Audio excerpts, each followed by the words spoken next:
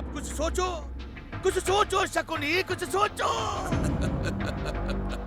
युवराज शकुनी, अपने आप से क्या बातें कर रहे हो तुम? मती तो नहीं मारी गई है तुम्हारी? हाँ, मती ही मारी गई है जीजा महाराज। आपके ताश्री भीष्म गए हैं आपके प्रिय अनुज पांडु को लिवाने। मैंने तो कल रात अपने कानों से सुना। राजमाता सत्यवती कह रही थी कि अब तो पांडु को हस्तिनापुर का राज सिंहासन फिर से संभाल लेना चाहिए। युधिष्ठिर सबसे बड़ा है, उसे युवराज घोषित कर देना चाहिए। ये तो समझ रहे हैं ना आप? तो क्या महाराज भीष्म कुछ नहीं बोले? महाराज भीष्म, हाँ, मानो उनकी तो मनोकामना पूर्ण हो गई। वैसे भी वो महाराज पांडु और उनके पुत्रों को अधिक स्नेह करते हैं। ये तो ज्ञात ही होगा आपको महाराज। वे हमसे भी अत्यधिक स्नेह करते हैं भ्राता। दुर्योधन और दुशासन तो उनके लाडले हैं। युद्ध कौशल से लेकर नीति शास्त्र तक सिखाते रहते हैं वे उनको। बड़ी भोली हो बहना, बड़ी भोली। सब दिखावा करते हैं, दिखावा। सब हाँ में हाँ मिलाते रहते हैं महारानी सत्यवती की। अब वो कह रहे थे अब तो महाराज पांडु पुत्रहीन भी नहीं रहे। क्यों ना हस्तिनापुर को एक अच्छा शासक मिल जाए, एक अच्छा युवराज मिल जाए। जैसे हमारे जीजा श्री तो बुरे शासक हैं और उनका पुत्र भी बुरा युवराज होगा। समझ रही हो ना बहना? तो इतनी कड़वाहट भरी है आपके हृदय में? कड़वाहट? ये कड़वाहट नहीं, सत्यता है, सत्यता। जीजा श्री के प्रति तो उनका प्रेम एक दिखावा है, छलावा। हृदय से भीष्म महाराज, महाराज पांडु और उनके पुत्रों को चाहते हैं। महारानी कुंती और माद्री को चाहते हैं। सदैव उनकी प्रशंसा करते रहते हैं। कहते हैं राज सुख छोड़कर वन का कष्टमयी जीवन व्यतीत कर रही है अपने पति के साथ। और तुम्हारा किया हुआ त्याग उन्हें नहीं दिखता। पति की पीड़ा को देखकर स्वयं की आंखों पर पट्टी बांध ली और जीवन भर अंधी बनी रहना स्वीकारा। मैं तो कहता हूँ बहना, तुम्हारे जैसा त्याग ना तो आज तक किसी ने किया है और ना ही भविष्य में कोई करेगा। नकर राजा कौन है मामा श्री? नकर राजा जीजा महाराज। और उनका सबसे बड़ा पुत्र कौन है? तुम हुए पुत्र। तो यहाँ का युवराज कौन हुआ? अवश्य ही आप हुए, परंतु हुआ क्या? सबको युवराज का सम्मान करना चाहिए कि नहीं? अवश्य करना चाहिए। सुना अपने पिताश्री, आप महामंत्री विदुर को मंत्री पद से हटा दीजिए।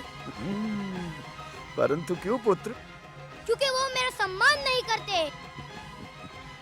नहीं पुत्र, ऐसा नहीं कहते पुत्र। वो हमारे मंत्री नहीं, तुम्हारे काका श्री भी हैं। अवश्य तुमने कोई उद्दंडता की होगी। मैंने कोई उद्दंडता नहीं की। मैं तो बस एक अपराधी को दंड देना चाहता था। कौन सा अपराधी पुत्र? उसने क्या अपराध किया था? हमारे रथ के नीचे काना व्यक्ति आ गया और आप तो जानते हैं कि काना व्यक्ति अशुभ होता है। अरे कैसे आ गया? कहीं उसे चोट तो नहीं आई? माता श्री, अंकल रथ के नीचे आ गया तो चोट तो लगेगी ना। मैं तो काला था तो लगना किंतु उसमें उसका क्या अपराध? अपराध है उसका। युवराज दुर्योधन के सामने आया, ये अपराध नहीं है उसका। मैं तो उसे मार डालता। काका विदुर ने आकर उसे बचा लिया और मेरा अपमान भी किया। काका विदुर ने कहा था तुम्हारे पिताश्री की आंखें नहीं है, दो आंखें नहीं है, क्या उन्हें भी दंडित करोगे? बोला मारा बोलती बंद हो गई। देखा? ये विचार है महात्मा विदुर के। हमारे जीजा श्री की विवशता का उपहास करते हैं।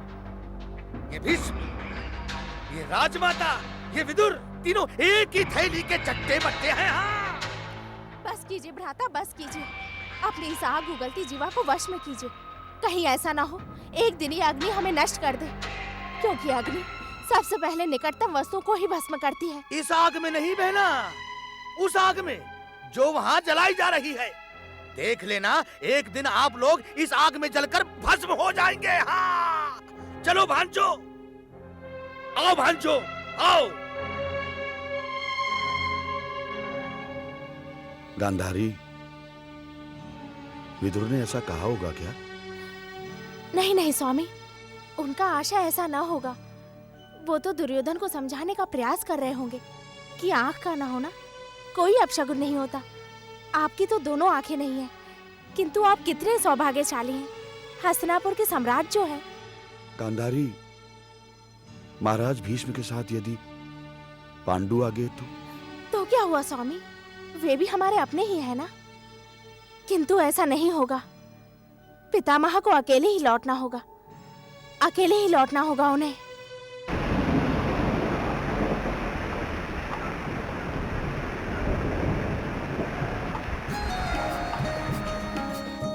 पिताश्री, माताश्री ने तो कहा था कि हस्तिनापुर का राजभवन बहुत बड़ा है, पर मुझे तो इस वन से बड़ा और सुंदर कोई स्थान नहीं लगता। हाँ पुत्र, जो स्थान आपको शरण दे, भोजन दे और जहाँ आपको हर प्रकार की स्वतंत्रता मिले, उससे सुंदर स्थान तो कोई हो ही नहीं सकता। पिताश्री, आपको पता है हम पांचों भाई वन में खेलने गए थे, तब अचानक अर्जुन कहीं खो गया। हम सब उसे ढूंढने लगे। अर्जुन भैया को नहीं पाकर मैं तो रोने लगा था। क्यों? भीम भैया ने कहा था जंगल में शेर भी होते हैं। तब मैंने देखा अर्जुन झाड़ियों के पीछे से धनुष पर बाण चढ़ा रहा था। फिर? परंतु युधिष्ठिर भैया ने आकर मुझे रोक दिया। क्यों? आपने ऐसा क्यों किया? पिताश्री, किसी निर्दोष नानी चिड़िया पर प्रहार करना कोई अच्छी बात तो नहीं है ना? बहुत अच्छे पुत्र, माँ, अब बहुत तो अच्छे। मुझे बहुत भूख लगी है। हमें भी भूख लगी है। हमें भी भूख लगी है। माँ, भोजन दो ना। भूख जाओ लगी है। पुत्र, दे रही हूँ।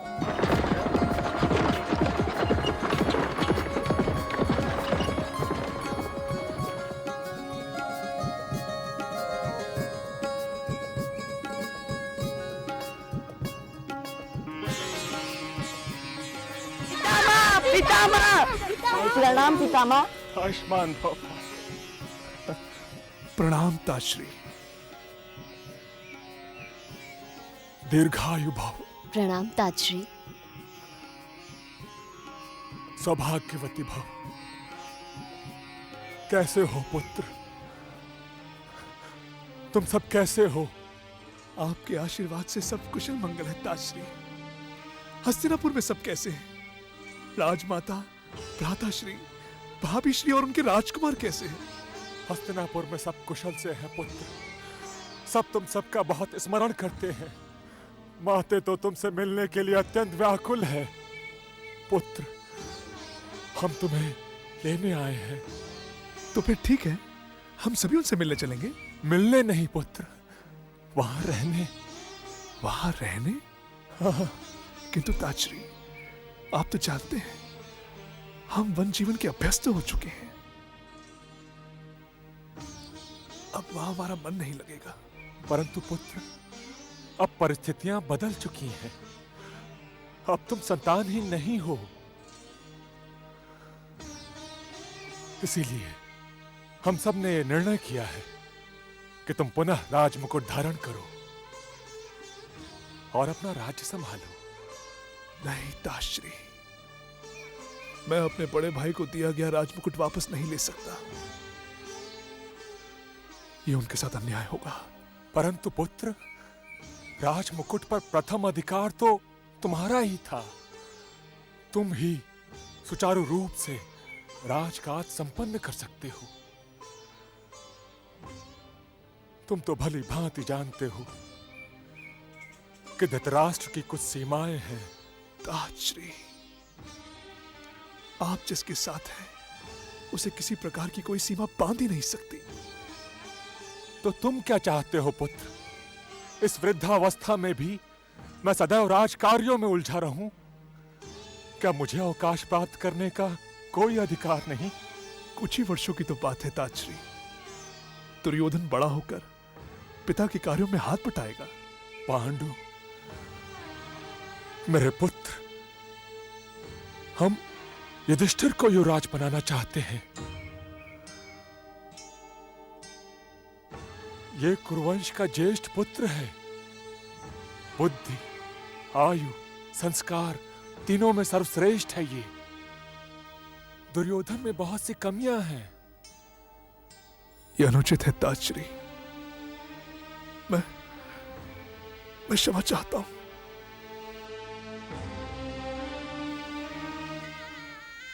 एक बार जिसका त्याग कर दिया जाए उसे पुनः ग्रहण करना उचित नहीं है। अब हम हस्तिनापुर नहीं लौट सकते ताजश्री।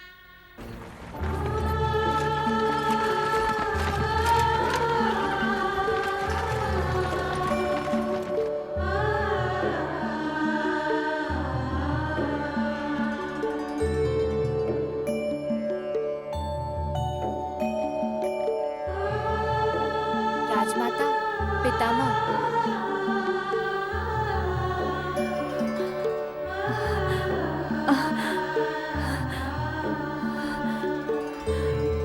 तुम आ गए पुत्र। कहाँ हैं सब लोग? मैं क्षमा चाहता हूँ माता। मैं उन्हें लाने में असफल रहा। क्यों? क्या वो लोग मिले नहीं, या फिर उन्होंने तुम्हारे आदेश की अवहेलना करने की धृष्टता की? नहीं नहीं माते, पांडु तो ऐसी धृष्टता कर ही नहीं सकता। तो फिर वो क्यों नहीं आया? तुमने उसे नहीं बताया कि मैं उससे और बच्चों से मिलने के लिए कितनी तड़प रही हूँ? आपका समाचार सुनते ही पांडु भी आपसे मिलने के लिए अत्यंत व्याकुल हो गया माते। किंतु राज मुकुट की बात सुनकर उसने अपने बढ़ते हुए पैर पीछे खींच लिए। क्यों पुत्र? क्योंकि धृतराष्ट्र और दुर्योधन के प्रति अन्याय ना हो। मेरा पांडु बहुत सीधा है। अपने भाई धृतराष्ट्र के प्रति उसके हृदय में असीम प्रेम है। हाँ माते। पुत्र, मेरी तो अब ऐसी अवस्था है जैसे नदी किनारे का पेड़, न जाने कब लहर आ जाए और मैं डह जाऊं। पुत्र, किंतु अपने प्राण त्यागने से पहले मैं एक बार, केवल एक बार अपने पांडु, कुंती, माद्री और उनके बालकों से मिलना चाहती हूँ। उन्हें जी भर के देखना चाहती हूँ पुत्र। वन में ऋषि मुनियों के साथ रहते हुए हमारे पुत्र और पौत्रों के मुखमंडल पर ऋषियों का ओज और क्षत्रियत्व की दैदीप्यमान आभा निहारना चाहती हूँ पुत्र। अवश्य माते, अवश्य। मैं ले जाऊंगा आपको उनके पास। हाँ।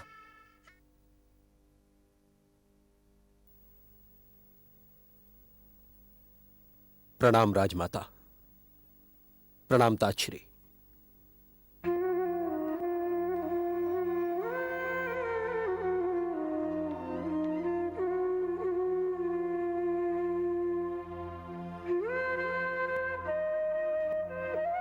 विदुर, क्या बात है पुत्र? क्षमा चाहता हूं ताजश्री। दुर्योधन की उदंडताएं बढ़ती ही जा रही हैं। यदि अभी उस पर अंकुश न लगा पाए तो बड़े होने पर उसे संभालना असंभव हो जाएगा ताजश्री। किंतु हुआ क्या विदुर? राजमाता, राजपुत्र होने के अहंकार में आज वो एक निरपराध को दंड देना चाहता था। मैंने उसे रोकना चाहा, परंतु उसने मेरा भी अपमान करने की चेष्टा की। उस पर ध्यान देना अति आवश्यक है। भीष्म, कौन बो रहा है कुरुवंश के कुमारों में कुसंस्कारों के बीच? शकुनी माते, गांधार युवराज शकुनी, गांधारी के भ्राता शकुनी। माते, वो हस्तिनापुर के लिए एक अशुभ ग्रह के समान है। वो मुंह में आए उस कड़वे ग्रास के समान है जिसे ना तो निगल सकते हैं और ना ही उगल सकते हैं। उसी के सानिध्य में दुर्योधन, दुशासन और अन्य कौरव राजकुमार बहकने लगे हैं। मैं समझती हूँ, सब समझती हूँ पुत्र, किंतु महाराज धृतराष्ट्र सम्राट हैं। हम उनकी इच्छा के विरुद्ध कुछ नहीं कर सकते। बस ये प्रयास करो कि दुर्योधन को शकुनी का सानिध्य अधिक ना मिले।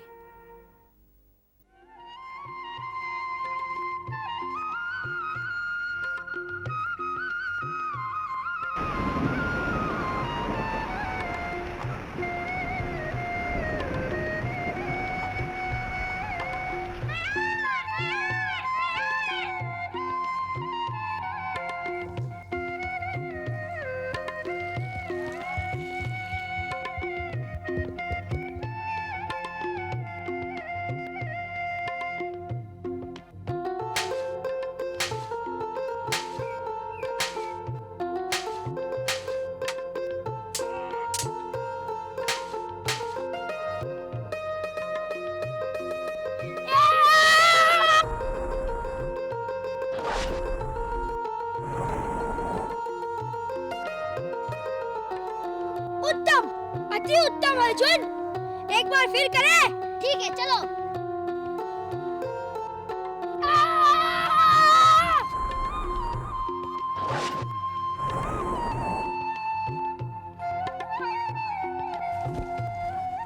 अर्जुन, पहले तो मैंने सोचा कि तुम्हारा बाण अनजाने में लग गया होगा, परंतु सचमुच तुम सर्वश्रेष्ठ धनुर्धर हो।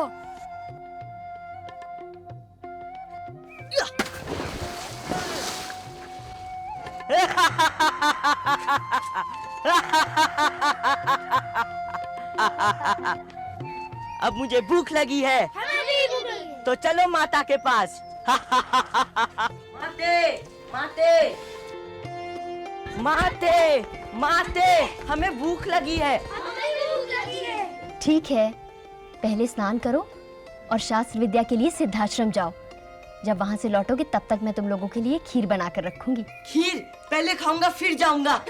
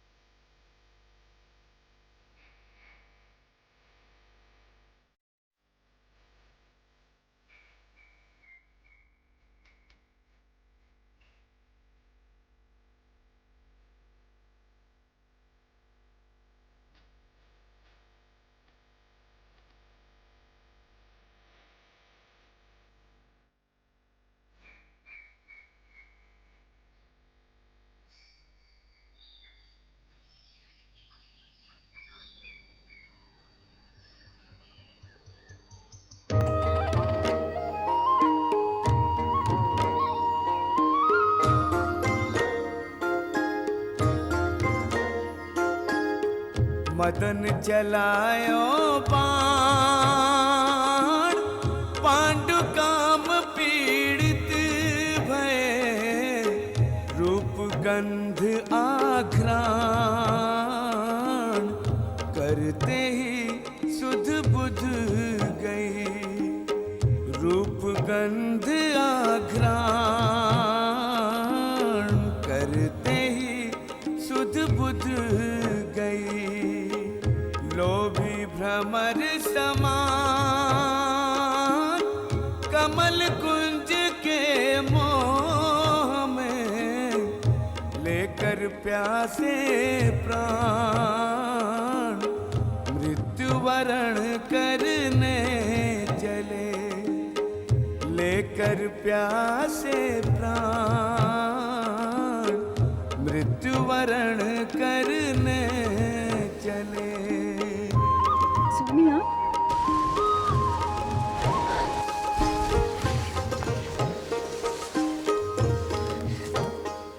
स्वामी क्या हो गया आपको? मुझे नहीं पता मुझे क्या हो गया है। स्वामी आप किंदर ऋषि का श्राप भूल रहे हैं। मैं कुछ भी स्मरण नहीं करना चाहता। मैं पहली बार तुम्हारे रूप सौंदर्य की अनुभूति कर रहा हूं। मुझे नहीं मालूम था तुम इतनी सुंदर हो। मुझे मत रोको, मुझे अपने रूप सौंदर्य में डूब जाने दो।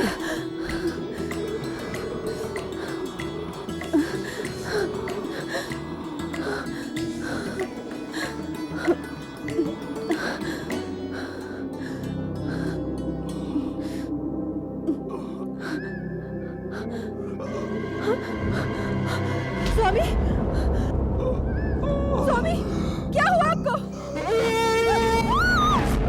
स्वामी, स्वामी, स्वामी, बोलिए ना।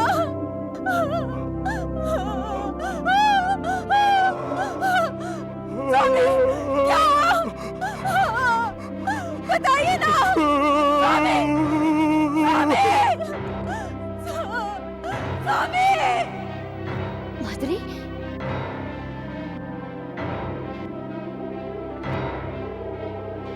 स्वामी,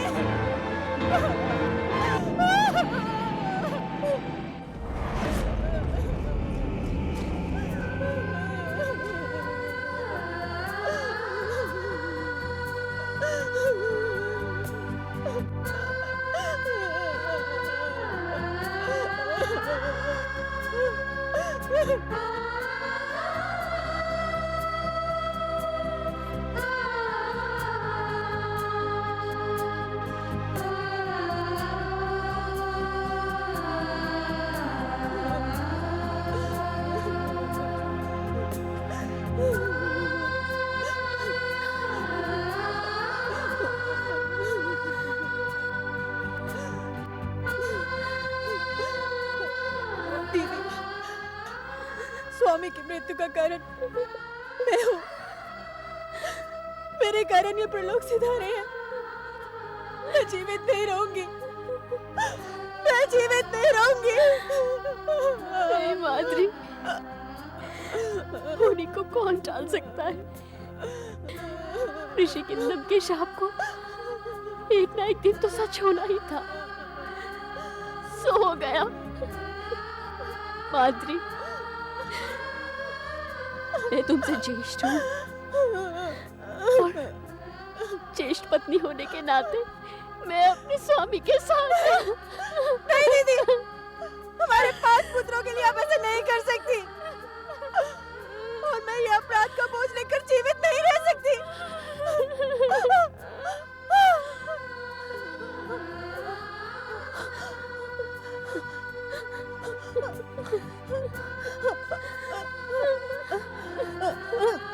माधुरी,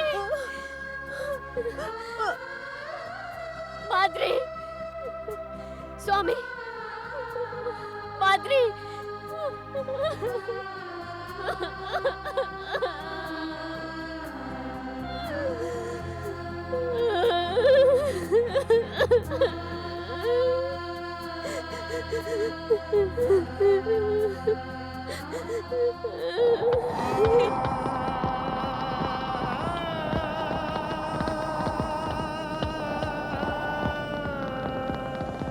पुत्र भीष्म, कहाँ हो तुम? कहाँ हो पुत्र? मेरे पास आओ, मेरे पास आओ पुत्र। आज मेरा हृदय बहुत व्याकुल हो रहा है। चारों ओर अशुभ लक्षण दृष्टिगोचर हो रहे हैं। हृदय में आशंकाओं के ज्वार उठ रहे हैं पुत्र। मैं अपने पांडु से मिलना चाहती हूँ। मुझे उसके पास ले चलो, मुझे उसके पास ले चलो पुत्र। उससे मिलना चाहती हूँ। माता, आप शांत हो जाए माता, आप शांत हो जाएं। आप पहले स्वस्थ हो जाएं। हम आपको पांडु के पास अवश्य ले जाएंगे माते। हाँ। नहीं पुत्र, नहीं, मैं अभी उससे मिलना चाहती हूँ। मुझे अभी उसके पास ले चलो।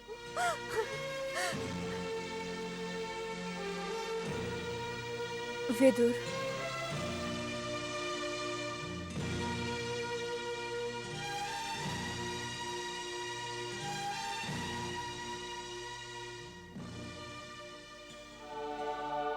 विदुर,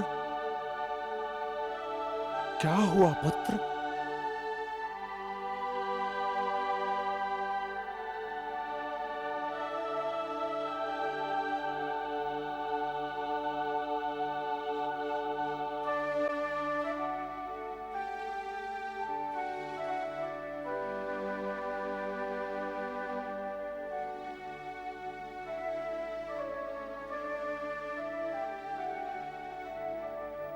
राजमाता,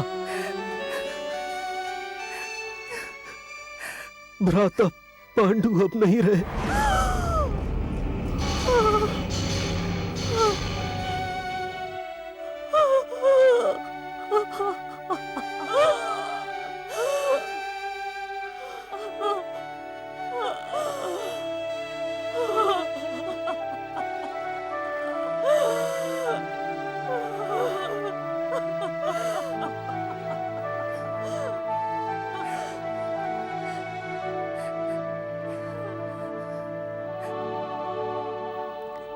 तातश्री,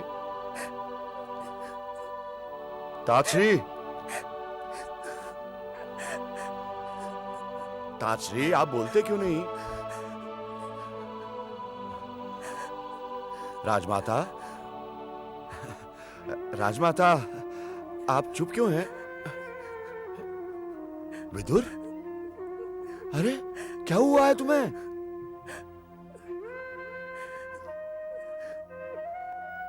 भ्राता पांडु अब नहीं रहे। विदुर,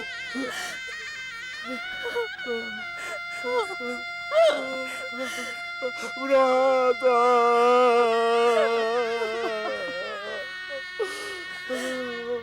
भ्राता, भ्राता,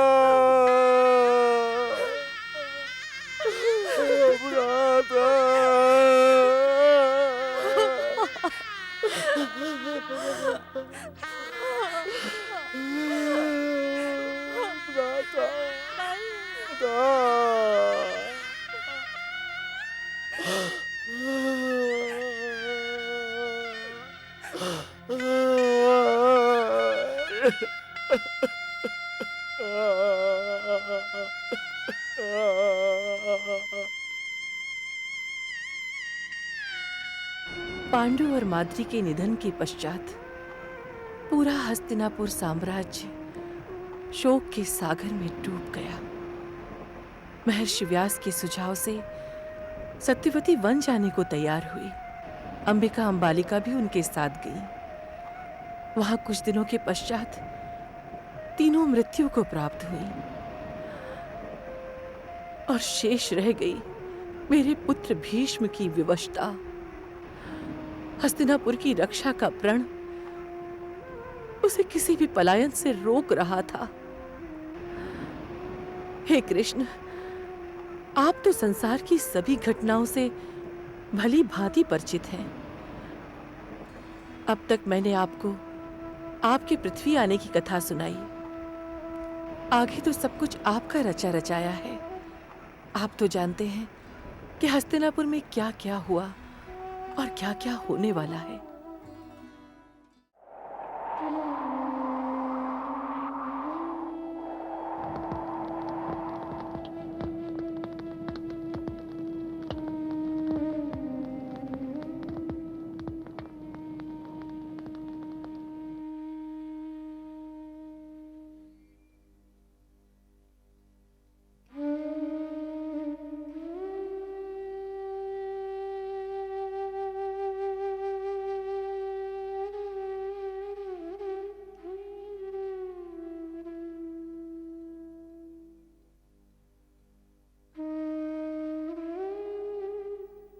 ताजश्री,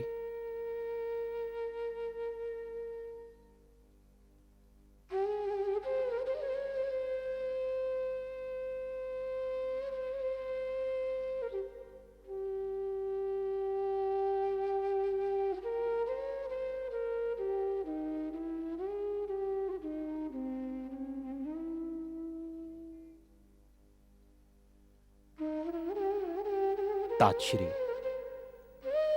वन प्रदेश से कुछ ऋषिगण देवी कुंती और भ्राता पांडु के पुत्रों को लेकर आ गए हैं। आपसे भेंट करना चाहते हैं। यदि आपका मन ना हो तो मैं उनसे कह दूं। मैं ऋषिगण से अवश्य भेंट करूंगा। मैं तो बस ये सोच रहा था विदुर कि कुंती और उसके पुत्रों का सामना कैसे करूंगा। कुंती की आंखों से बहते अश्रु और पांडु पुत्रों की आंखों से झांकते प्रश्नों के उत्तर कैसे दूंगा, क्या कहूंगा उनसे। मेरी सहायता करो विदुर, मेरी सहायता करो।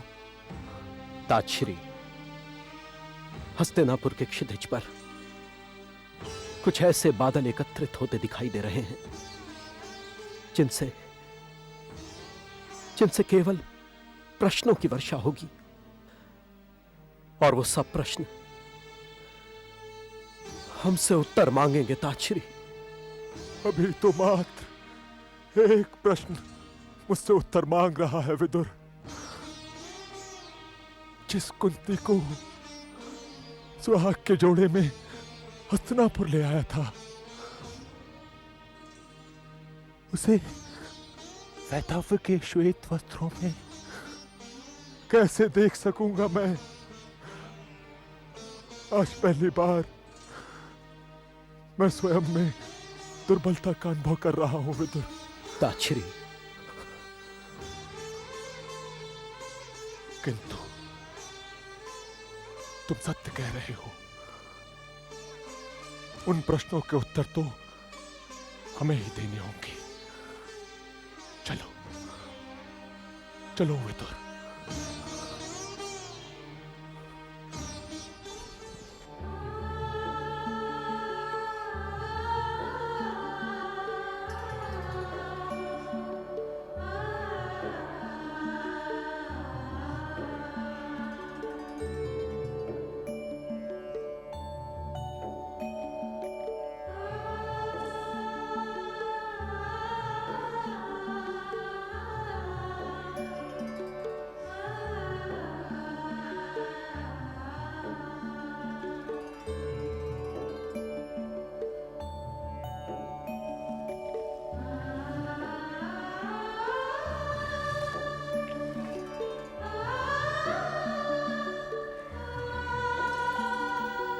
प्रणाम ताजश्री।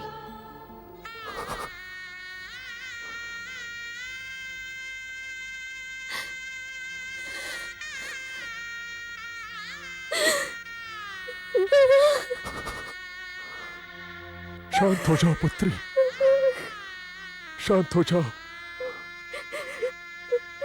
शांत हो जाओ। होने पर किसका वश चलता है? अब तुम घर आ गई हो, सब ठीक हो जाएगा।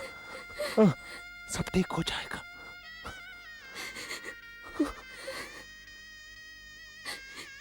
मैं आपका अत्यंत आभारी हूं। इसकी कोई आवश्यकता नहीं महात्मा भीष्म। दिवंगत पांडु हम सब के अत्यंत निकट थे। अब उनके कुटुंब को यहां लाना हमने अपना कर्तव्य समझा और इसी कारण हम आपके दर्शन से भी धन्य हो गए।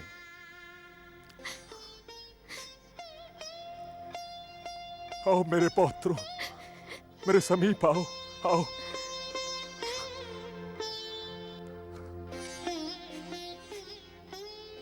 वहां क्यों खड़े हो पौत्र?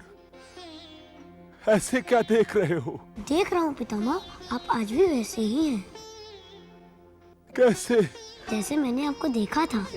पितामह, पिताश्री सदैव आपकी चर्चा करते थे। हमने उनसे आपकी वीरता, आपके साहस और बल की बहुत कहानियां सुनी हैं। पितामह, अभी आपके जैसा बनना चाहता हूँ। अवश्य, अवश्य पौत्र, अवश्य, अवश्य बनोगे। तुम मुझसे भी अधिक श्रेष्ठ बनोगे। मेरा आशीर्वाद सदैव तुम्हारे साथ है।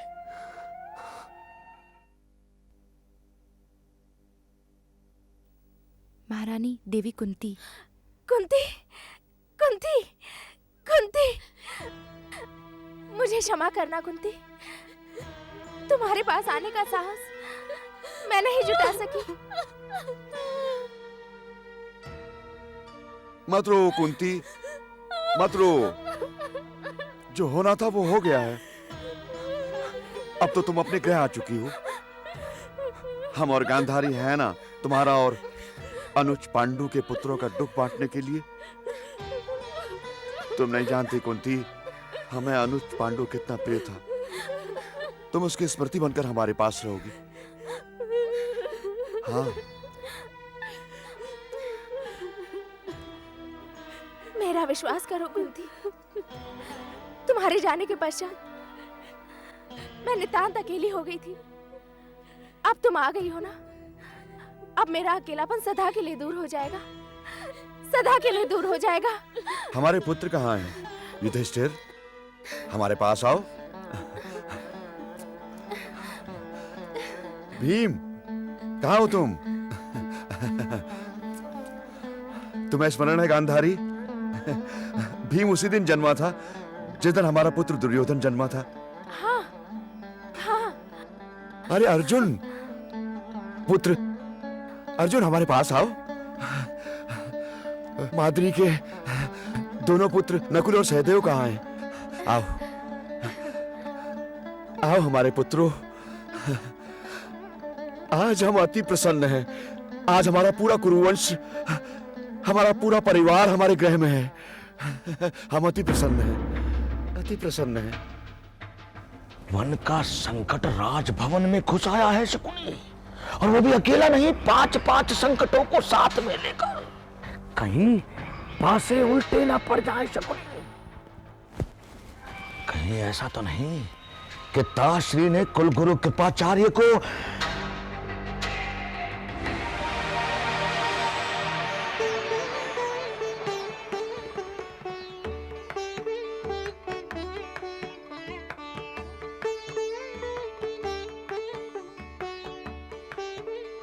प्रणाम महात्मा भीष्म। प्रणाम गुरु कृपाचार्य। आइए, विराजिए।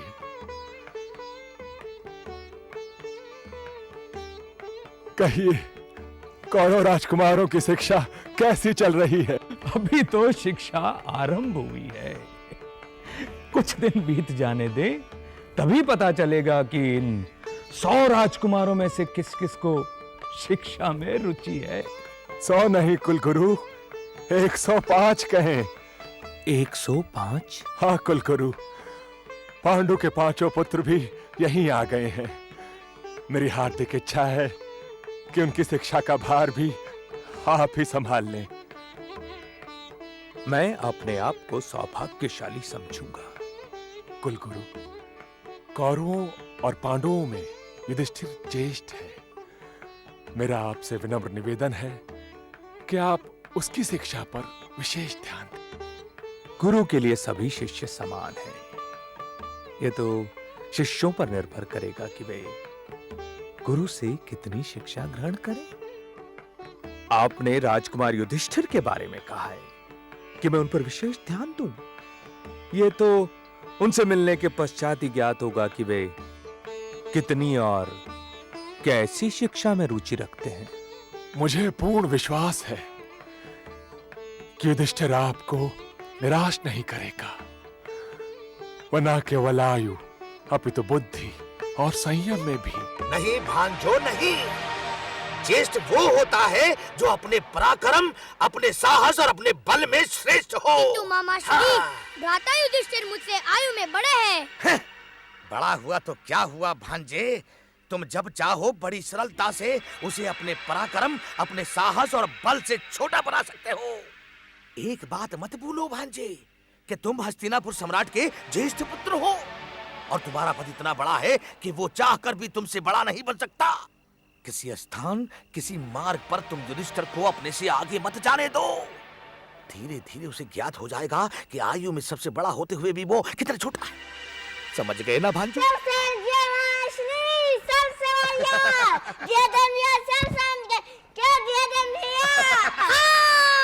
मामा श्री की बातें कुछ और है।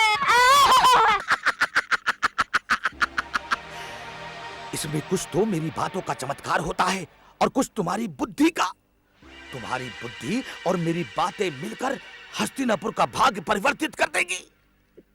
जाओ भांजो जाओ, गुरु कृपाचार्य तुम्हारी प्रतीक्षा कर रहे होंगे। जाओ।